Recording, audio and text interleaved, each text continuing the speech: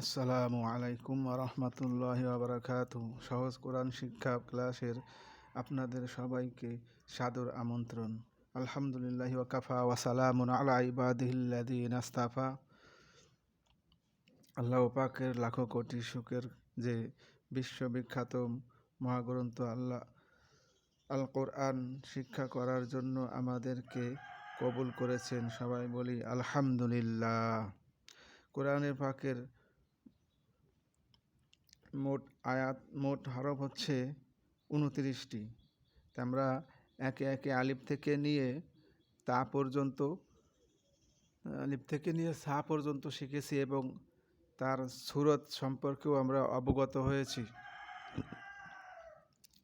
তা আজকে আমি আরেকটু রিভাইজ দিয়ে আপনাদেরকে বুঝাই দেওয়ার চেষ্টা করব।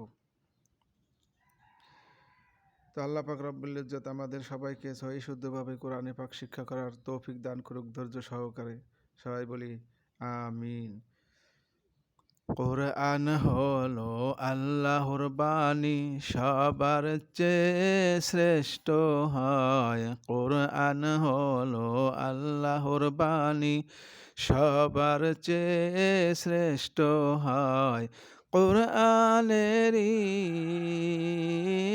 একটি হরফ পড়লেই 10টি নেকি হয়। আরবি হরফগুলি এমন একটা হরফ যে প্রত্যেকটা হরফে আল্লাহ পাক কমপক্ষে 10টি করে নেকি দিয়ে থাকে। কিন্তু আপনি দেখেন ইংরেজি পড়লে একেবারে এ থেকে জেড পর্যন্ত একটা নেকির কোনো ওয়াদা নাই। তারপরে আপনি বাংলা বর্ণগুলি পড়েন,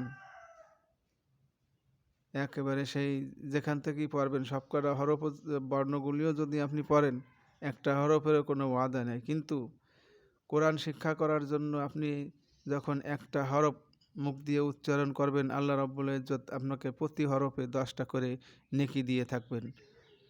বলেন আলহামদুলিল্লাহ। আমরা প্রথম ক্লাসে আমি পড়াইছিলাম আলিফ কখন হামজা হয়। তো আলিফে যখন জের জবর পেশ অথবা সুকুন তানবিন পাওয়া যায়, আলিফকে তখন হামজা বলা হয়। তারপরে বলছিলাম যে আলিফের সূরত 2টি। এইটা হচ্ছে একক আলিফ, যে আলিফ অন্য হরফের সাথে যুক্ত হয় না সেটাকে একক আলিফ বলে, আলাদা থাকবে, এভাবে আলাদা থাকবে। আর এইটা হচ্ছে যুক্ত আলিফ, যে আলিফ অন্য হরফের সাথে যুক্ত হয় সেইটার ধারণা হচ্ছে এরকম রূপ নেয়। এই ইংরেজি হরফের মতো, ইংরেজি লেটার এলের মতো, একেবারে এলের মতো দেখতে। এটা হচ্ছে যুক্ত আলিফ। তাহলে এই উপর থেকে নিচের দিকে ডাইনে টান, এই আলিফ তার নাম। উপর থেকে নিচের দিকে ডাইনে টান, সবসময় খেয়াল রাখবেন। ডাইনে যে টান আছে, যে আলিফের নিচে ডাইনে টান আছে, ওইটাকে সবসময় আলিফ ধরে নিতে হবে, একেবারে এলের মতো দেখতে। তারপরে পড়ছিলাম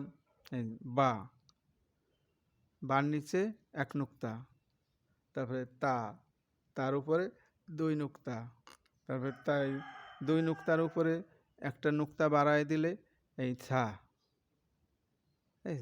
এই তার উপরে 1 নুক্তা দিলে ছা। এইভাবে আমি পড়াইছিলাম, আপনারা নিশ্চয়ই খেয়াল করছেন এবং মুখস্থ করছেন আশা করি। তাহলে তারপরে পড়াইছিলাম দাঁত দিয়ে। এক দাঁতের নিচে 1 নুক্তা বা, এক দাঁতের উপরে 1 নুক্তা নুন, এক দাঁতের উপরে 2 নুক্তা তা, এক দাঁতের নিচে 2 নুক্তা ইয়া, এক দাঁতের উপরে 2 নুক্তা সা। এইভাবে আমি দাঁত দিয়ে পড়াইছিলাম যে আরবি হরফগুলি যখন একটা হরফের সাথে আর একটা হরফ যুক্ত হয় তখন পূর্ণ হরফ ব্যবহার হয় না। পূর্ণ হরফ সবসময় শব্দের শেষে ব্যবহার হয়। তা আমরা এগুলি আবার একটু রিভাইজ দিই যে যখন একটা হরফ আর একটা হরফের সাথে যুক্ত হয় তখন হরফটা মুরাক্কাব হয়ে যায়। এটাকে আরবিতে মুরাক্কাব বলে। যেমন এই যে মুরাক্কাব মুরাক্কাব করিবার সময় হরফের শুধু ডান মাথাটুকু থাকে। মুরাক্কাব করিবার সময় হরফের শুধু ডান মাথাটুকু থাকে। এই দেখছেন, এই খালি ডাইন মাথাটুকু আছে। এই প্রত্যেকটা হরফের এই ডাইন মাথাটুকু থাকবে।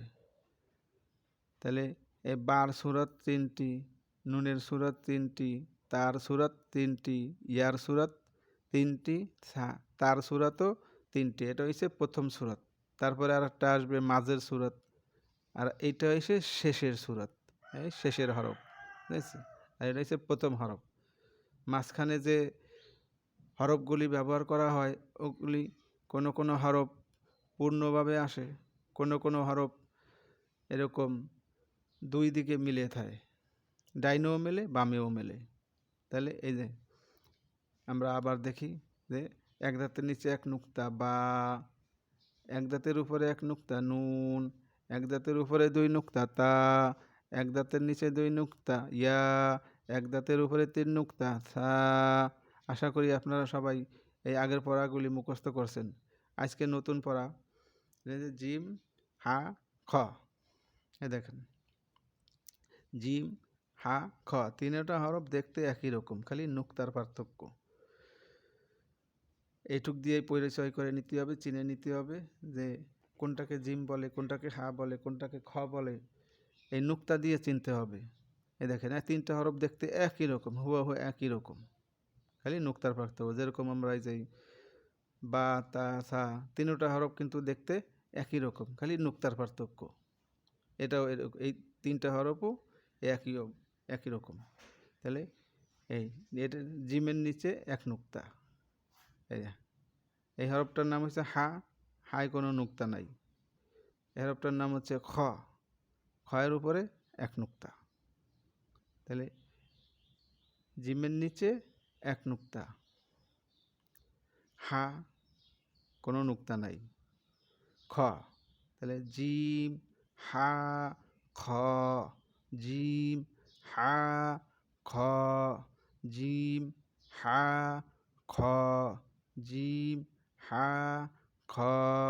জিমের নিচে এক নুক্তা, জিমের নিচে এক নুক্তা, জিমের নিচে এক নুক্তা, জিমের নিচে এক নুক্তা, জিমের নিচে এক নুক্তা, জিমের নিচে এক নুক্তা। হা খালি, হা খালি, হা খালি, হা খালি, হা খালি। হার নিচেও নুক্তা নাই, উপরেও নুক্তা নাই, অতএব হা খালি। খর উপর এক নুক্তা, খর উপর এক নুক্তা, খর উপর এক নুক্তা, খর উপর এক নুক্তা, খর উপর এক নুক্তা, খর উপর এক নুক্তা। এভাবে আমরা সুন্দর করে নুক্তা দিয়ে হরফগুলি মুখস্থ করে নেব।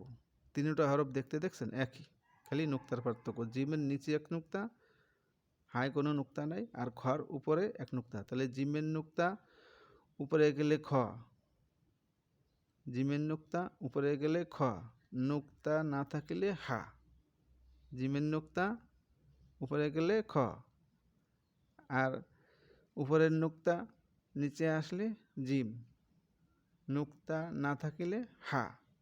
এই 3টি হরফের আবার 3টা সূরত আছে। ওই যে মুরাক্কাব করিবার সময় যুক্ত শব্দ তৈরি করার সময় তখন এই পূর্ণ হরফ আসে না, সবসময় শেষে, পূর্ণ হরফটা সবসময় শেষে ব্যবহার করা হয়। এই দেখেন, এই হচ্ছে প্রথম সূরত। 3টা সূরত আছে না, 3টা সূরতের প্রথম সূরত হচ্ছে এইটা। যেরকম এই জায়গায় আমি দেখাইছি কি দাঁত, এটা হচ্ছে মাথা, জিমের মাথা, এই প্রথম সূরত। এই হার মাথা, এই খর মাথা, এইটুক দেহে বুঝে নিতে হবে। এইটুক এই নিচে এগুলি হয়েছে সৌন্দর্যের জন্য দেওয়া হয়েছে। যখন শব্দের শেষে ব্যবহার করা হয় তখন এইরকম পূর্ণ হরফ আসে। আর যখন শুরুতে, একটা শব্দের শুরুতে অথবা মাঝে এই 3 হরফ ব্যবহার করা হবে তখন এর সূরত পাল্টে যাবে।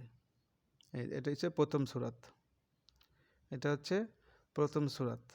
আর মাঝের সূরত হচ্ছে এই দিকে মিলে যাবে, এইদিকেও মিলানো থাকবে, এদিকেও এই হরফের সাথে এই হরফের সাথেও মিলানো থাকবে মাঝের সূরতে।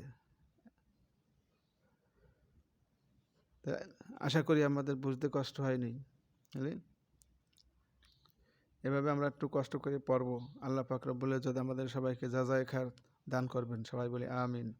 তাহলে আমরা একটু চেষ্টা করি। এই যে, মোরাক্কাব করিবার সময় হরফের শুধু ডান মাথাটুকু থাকে। এই যে দেখছেন, এই মাথাটুকু থাকবে খালি। এই মোরাক্কাব করিবার সময় হরফের শুধু ডান মাথাটুকু থাকে। এই হা, হাতে কোনো নুক্তা নাই। এই খর উপরে এক নুক্তা।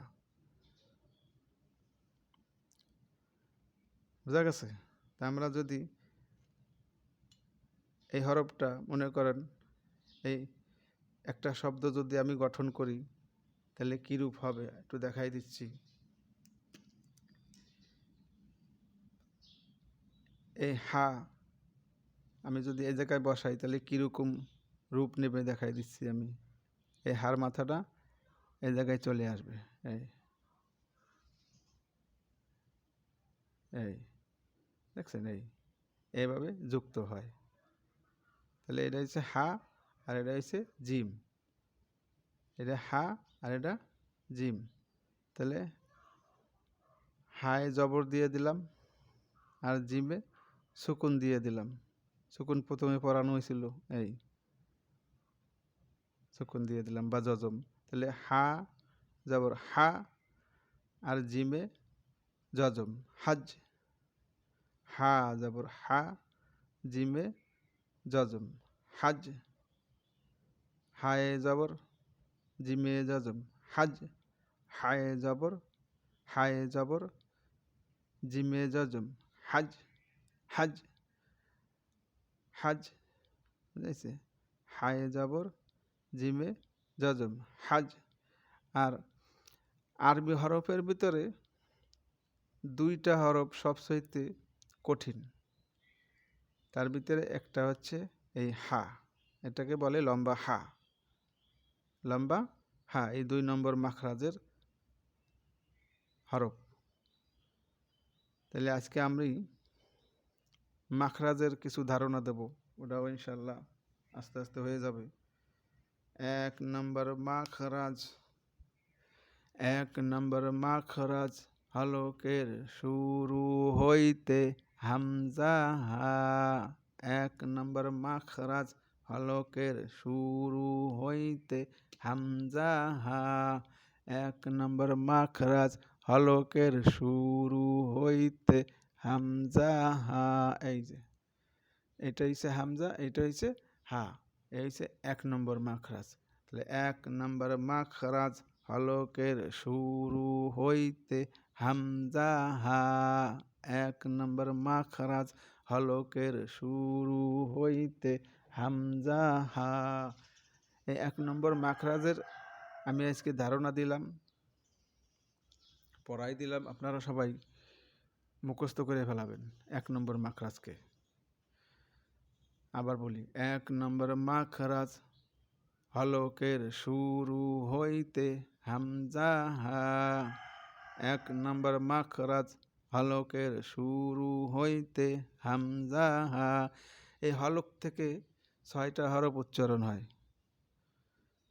হলকের শুরু থেকে 2টা হরফ, হলকের মধ্যখান থেকে 2টি হরফ, আর শেষের ভাগ থেকে হলকের শেষ হইতে 2টি হরফ উচ্চারণ হয়।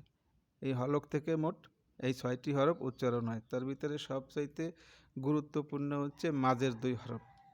ওটা আমি ইনশাল্লাহ কালকে আপনাদের ধারণা দেব, কালকে মুখস্থ করায় দেওয়ার চেষ্টা করব ইনশাআল্লাহুল আজিজ। তা আজকে আমাদের ক্লাস এই পর্যন্তই। আমরা যা কিছু শিখলাম, যা কিছু পড়লাম, এগুলির উপরে আল্লাহ পাক রব্বুল ইজ্জত আমাদেরকে সহি শুদ্ধভাবে মুখস্থ করার তৌফিক দান করুক এবং অপরকে শিখানোর তৌফিক দান করুক। বাড়িতে যারা মা বোনেরা জানে না তাদেরকেও শিক্ষা করার দায়িত্ব আমার। এটা আমরা মাথায় রাখবো। খালি আমি একা শিখে বসে থাকলে হবে না, তাদেরকেও শিখাইতে হবে। তাই জন্য এখান থেকে আমরা যা কিছু শিখব বাড়িতে বসে আমাদের মা বোনদেরকে, আমাদের ছেলে সন্তান, আত্মীয় স্বজন যারা আছে তাদেরকে শেখানোর চেষ্টা করব। আল্লাহ রাব্বুল ইজ্জত আমাদের সবাইকে কোরআনে পাকের ধারক বাহক হওয়ার তৌফিক দান করুক, সহি শুদ্ধভাবে কোরআনে পাক শিক্ষা করার তৌফিক দান করুক। সবাই বলি আমিন। ওয়া আখিরি দাওয়ানা আনিল হামদুলিল্লাহি রাব্বিল আলামিন। আসসালামু আলাইকুম ওয়া রাহমাতুল্লাহি ওয়া বারাকাতুহু।